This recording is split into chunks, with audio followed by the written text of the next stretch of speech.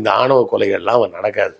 இந்த பையன் சொல்றான், நான் எங்க அக்காவை கண்டிச்சேன் அப்படின்னா. அக்காவை கண்டிக்க நீ யாரா? என் தங்கையை கண்டிச்சேன்னு சொன்னா கூட நான் வயசுல மூத்தவன், நீ ஏதோ தப்பு பண்ற, அதனால உன்னை கண்டிச்சேன் அப்படின்னு சொல்லலாம். நீ அக்காவை கண்டிக்கிறதுக்கு நீ யாரு?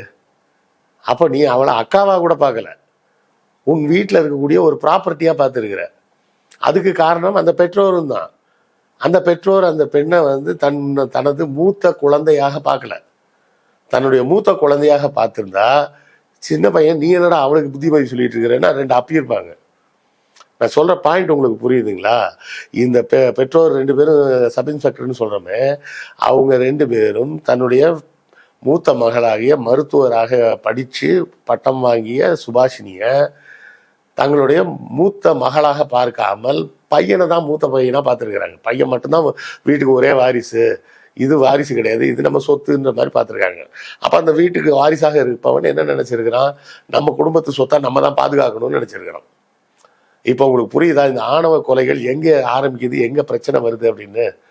பெண்ணை ஒரு மனிதனாக பார்க்காமல் தன் வீட்டு சொத்தாக பார்ப்பதால் வரக்கூடிய பிரச்சனை.